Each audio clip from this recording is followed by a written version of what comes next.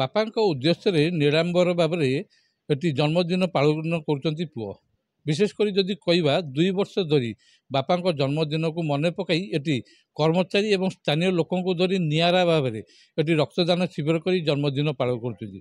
ଯଦି କହିବା ମୁଁ କହୁଛି ପିପିଲି ସାତଶଙ୍କ ଏରକମର ଯେଉଁ ରହିଛନ୍ତି ଏମ୍ଡି, ସେ ଏମ୍ଡି ତାଙ୍କର ଯେଉଁ କର୍ମଚାରୀ ଏବଂ ଯେଉଁ ସ୍ଥାନୀୟ ଲୋକଙ୍କୁ ଧରି ଏଠି ରକ୍ତଦାନ ଶିବିର ପାଖାପାଖି 2 ବର୍ଷ ଧରି କରୁଛନ୍ତି, ଯାହାକି ଗୋଟେ ପ୍ରକାର ନିଆରା ଭାବରେ ଏଠି ପାଳନ କରୁଛନ୍ତି।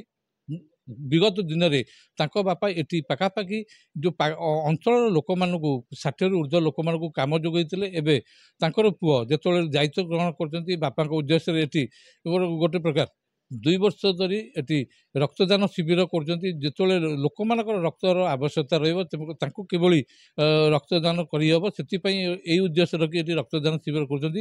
ସିଧାସଳଖ ଆଲୋଚନା କରିବା, ଯିଏ ରହିଛନ୍ତି ଏମ୍ଡି ତାଙ୍କ ସହିତ ସିଧାସଳଖ ଆଲୋଚନା କରିବା ଆର ଉଦ୍ଦେଶ୍ୟ କ'ଣ ରହିଛି। ଦେଖୁନ ରକ୍ତଦାନ ତ ସବୁବେଳେ ରକ୍ତ ତ ଆବଶ୍ୟକ ହେଉଛି। ଯେତିକି ସର୍ଜରୀ କେସ୍ ହେବ ସେତିକି ତ ରକ୍ତ ହେବ। ଆଉ ରକ୍ତ କେଉଁଠୁ ଆସିବ? ରକ୍ତ ଯେଉଁ ରକ୍ତଦାନରୁ ଆସିବ। କାହିଁକି ପ୍ରଫେସନାଲ ବ୍ଲଡ଼ ଡୋନର ସେଇଟା ମୋତେ କାହିଁ ପସନ୍ଦ ହେଉନି। ତ ରକ୍ତଦାନରେ ତ ରକ୍ତ ସବୁ ଏକାଠି ହେବ। ସେଇଟା ପାଇଁ ଆମେ ଭାବିଲୁ କି ବାପାକୁ ଆଉ ୟାଠୁ ଭଲ ସମ୍ମାନ ଶ୍ରଦ୍ଧାଞ୍ଜଳି ଆଉ କ'ଣ ହେବ ତାଙ୍କ ନାଁରେ, ଗୋଟେ ରକ୍ତଦାନ କରିବା।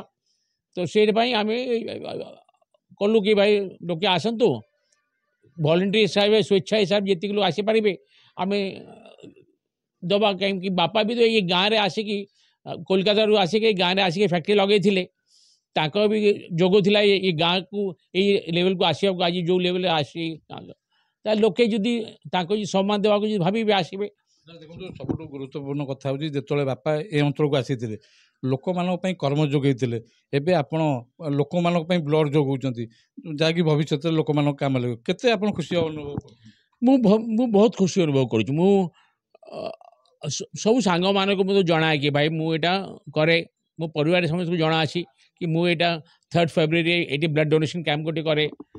କାହିଁକି ୟାଠୁ ଭଲ ଶ୍ରଦ୍ଧା ଆଉ କିଛି ହେଇପାରିବନି ବାପାଙ୍କ ପାଇଁ। ତ ସେଇ ସକାଶେ ଆମେ ଭାବୁଛୁ କି ଏଇଟା ଭଲ ଖୁସି କାମ ଏଇଟା। ସାର୍ ଦେଖନ୍ତୁ, ଏଇ ଯେଉଁ ବର୍ତ୍ତମାନ ବାପାଙ୍କ ଜନ୍ମଦିନରେ ଅନ୍ୟ ଦିନରେ ମଧ୍ୟ ଆପଣ ଏଠି ରକ୍ତଦାନ ଶିବିର କରିପାରିଛନ୍ତି, କିନ୍ତୁ ବାପାଙ୍କ ଜନ୍ମଦିନଟାକୁ କାହିଁ ବାଛିଥିଲେ? ଯାହା ବି ହେଲେ ବର୍ଷକୁ ଆମେ ଥରେଟା କରିପାରିବା, ବେଶୀ ଆମେ କଲେ ଲୋକ ଆସିବେନି। ସେଇ ଥରେଟା କରିବା ପାଇଁ ଆମେ ଦେଖୁ ସବୁଠୁ ଭଲ ଦିନ ହେଉଛି ବାପାଙ୍କ ଜନ୍ମଦିନ। କାହିଁ ଅନ୍ୟ ଦିନ 15 ଅଗଷ୍ଟ 26 ଜାନୁଆରୀ ତ ବିଭିନ୍ନ ପ୍ରକାର ଉତ୍ସବ ଚାଲିଛି। ଏଇଟାକୁ ଆମେ ଗୋଟେ ଉତ୍ସବ ଦିନ ବୋଲି ଆମେ ଟ୍ରିଟ୍ କଲୁ। ବାପାଙ୍କ ଜନ୍ମଦିନ ଗୋଟେ ଉତ୍ସବ ଦିନ ଭଳି ହେବ। ତ ଉତ୍ସବରେ କ'ଣ ଉତ୍ସବ ହେବ? ତ ଏଇ ଉତ୍ସବ କରିବା, ବ୍ଲଡ଼ ଡୋନେସନ୍ କ୍ୟାମ୍ପ କରିବା। ଦେଖନ୍ତୁ, କେବଳ ଯଦି କହିବା ଇଏ ଆପଣଙ୍କ ଏଇ କର୍ମଚାରୀ ମାନେ ସହଯୋଗ କରୁଛନ୍ତି ରକ୍ତଦାନରେ, ନା ପାଖାପାଖି ଲୋକ ମଧ୍ୟ ସହଯୋଗ ରହିଛି? କର୍ମଚାରୀ ମାନେ ବି ଅଛନ୍ତି ତାଙ୍କ ସାଙ୍ଗ। କର୍ମଚାରୀ ତ ସମସ୍ତେ ସ୍ଥାନୀୟ ଲୋକ, ଆଉ ତ ବାହାର ଲୋକ କେହି ନାହାନ୍ତି। ତ ସେ ସ୍ଥାନୀୟ ଲୋକ ତାଙ୍କ ସାଙ୍ଗରେ ତାଙ୍କ ସାଙ୍ଗମାନେ ବି ଆସୁଛନ୍ତି। ସେ ସମସ୍ତେ ମିଶିକି ଯାହା ହେଉଛି। ଏଇ ରକ୍ତଦାନ କରିକି କେତେ ଖୁସି ଅନୁଭବ ଆପଣ କରୁଛନ୍ତି? ମୁଁ ଭାରି ଖୁସି ଅନୁଭବ କରୁଛି। ଦେଖନ୍ତୁ, ଯେହେତୁ ଆପଣ ମଧ୍ୟ ଏଠି ଜଣେ କର୍ମଚାରୀ ଅଛନ୍ତି, କ'ଣ କହିବେ? ଯେହେତୁ 2 ବର୍ଷ ଧରି ଚାଲିଛି, ମାଲିକ ମଧ୍ୟ ଗୋଟେ ଯେଉଁ ପ୍ରକାର ପ୍ରତିଷ୍ଠା ଆରମ୍ଭ କରୁଛନ୍ତି, କେତେ ଏହାକୁ ଆପଣ ସହଯୋଗ କରୁଛନ୍ତି? ଆଜ୍ଞା, ଆମେ ସମସ୍ତେ ବହୁତ ଖୁସିର ସହିତ ଆମେ ନିଜେ ସ୍ୱଇଚ୍ଛାରେ ସମସ୍ତ କର୍ମଚାରୀ ସହଯୋଗ କରନ୍ତି। ବହୁତ ଗୋଟେ ଭଲ କର୍ମ ଏଇଟା। ଆମେ ଯେମିତି ଗୋଟେ ଭଗବାନଙ୍କ ଜନ୍ମଦିବସ ଜନ୍ମାଷ୍ଟମୀ ହେଲା କି ଯେ ଆମେ ଗୋଟେ ପର୍ବ ପାଳନ କରି ଆମେ ଯେ ପାଳନ କରୁ ସେଟାକୁ ପର୍ବ ହିସାବରେ, ସେମିତି ଗୋଟେ ତାଙ୍କ ମାଲିକ ଯେ ବାପା ଅଛନ୍ତି ତାଙ୍କ ଜନ୍ମଦିବସକୁ ସେ ସ୍ୱର୍ଗତ ମୋହନଲାଲ ଗୁପ୍ତା ତାଙ୍କ ଜନ୍ମଦିବସକୁ ସେ ଗୋଟେ ଉତ୍ସବ ହିସାବରେ ପାଳନ କରିବେ ବୋଲି ଚିନ୍ତା କରିଥିଲେ। ଆମେ କ'ଣ ଉତ୍ସବ କରିବା? ରକ୍ତଦାନର ଗୋଟେ ମହାପୁଣ୍ୟ କାମ। ତାଠୁ ଭଲ ପୁଣ୍ୟ କାମ ଆଉ ଦୁନିଆରେ କିଛି ହେଇପାରିବ ନାହିଁ। ସେଥିପାଇଁ ଆମେ ରକ୍ତଦାନ ଶିବିର କରି ଗୋଟେ ଉତ୍ସବ ପାଳନ କରୁ। ବହୁତ ଖୁସି ବି ଲାଗେ। ସମସ୍ତେ ଆନନ୍ଦ ସହିତ ସମସ୍ତ କର୍ମଚାରୀ ରକ୍ତଦାନ କରନ୍ତି। ଦେଖନ୍ତୁ, ଯଦି କହିବା ଆପଣଙ୍କୁ ଏଠି କର୍ମ ଯୋଗାଇଥିଲେ, ଏବେ ଯେତେବେଳେ ରକ୍ତ ଯୋଗାଉଛନ୍ତି, ଭବିଷ୍ୟତରେ ମଧ୍ୟ ଯେତେବେଳେ ଆବଶ୍ୟକତା ପଡ଼ିବ ରକ୍ତ ମଧ୍ୟ ଆପଣମାନଙ୍କ କାମରେ ଲାଗିବ। ଆଜ୍ଞା, କେତେ ଆପଣ ମାନେ ଖୁସି? ସେଥିପାଇଁ ଆଜ୍ଞା ବହୁତ ଖୁସି। ଆମର ଯେତେବେଳେ ଆମ ବନ୍ଧୁବାନ୍ଧବରେ କି ଆମ ଫ୍ୟାମିଲି ଭିତରେ ଯେତେବେଳେ ଯେଉଁଠି ରକ୍ତ ଦରକାର ହୁଏ, ଆମର ଏଇ ଆମ ରେଫରେନ୍ସରେ ଆମ କମ୍ପାନୀ ରେଫରେନ୍ସରେ ଆମକୁ ରକ୍ତ ମାନେ ସୁବିଧାରେ ମିଳିପାରିଥାଏ। ଆମକୁ ନହେଲେ ଲୋକଙ୍କୁ ରକ୍ତ ମିଳୁନି ଆଜିକା ଡେଟ୍ରେ, ବହୁତ କଷ୍ଟ କରିବାକୁ ପଡ଼ୁଛି। କିନ୍ତୁ ଆମକୁ ଯାହା ବହୁତ ବଢ଼ିଆ ଖୁସି ଲାଗେ, ଆମକୁ ସମସ୍ତ କର୍ମଚାରୀଙ୍କୁ ଆରାମରେ ରକ୍ତଟା ମିଳିପାରେ। ମ୍ୟାଡ଼ାମ୍, କ'ଣ କହିବେ? ଆପଣ ଏଠି ଯେଉଁ ରକ୍ତଦାନ କରୁଛନ୍ତି, କେତେ ଖୁସି ଅନୁଭବ କରୁଛନ୍ତି? ବହୁତ ଖୁସି ଲାଗେ। କେତେ ବର୍ଷ ଧରି ରକ୍ତଦାନ? 2 ବର୍ଷ ହେଲା ଆପଣ? ଆଜ୍ଞା।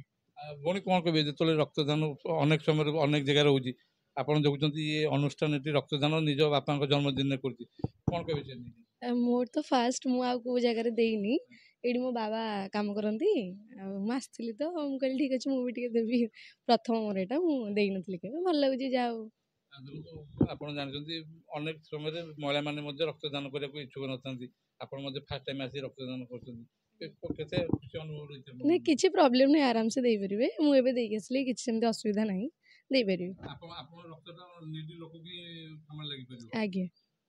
ଦେଖନ୍ତୁ ନିଶ୍ଚିତ ରୂପେ ଆପଣ ଦେଖୁଥିଲେ 2 ବର୍ଷ ଧରି ଏଇ ଯେଉଁ ଅନୁଷ୍ଠାନ ତାଙ୍କ ବାପାଙ୍କ ଜନ୍ମଦିନରେ ଏଠି ରକ୍ତଦାନ ଶିବିର ଆୟୋଜନ କରୁଛି ଏବଂ ବିଶେଷ କରି ଯେଉଁ ଲୋକମାନଙ୍କୁ ଏଠି ବର୍ଷ ଧରି ସେ କର୍ମ ଯୋଗାଇଥିଲେ, ଏବେ ଲୋକମାନଙ୍କ ପାଇଁ ଆବଶ୍ୟକ ସ୍ଥଳେ ରକ୍ତ ଯୋଗାଇବା ପାଇଁ ମଧ୍ୟ ବ୍ୟବସ୍ଥା କରିଛନ୍ତି। ନିଶ୍ଚିତ ରୂପେ ଏ ଗୋଟେ ସ୍ୱାଗତ ଯୋଗ୍ୟ ପଦକ୍ଷେପ।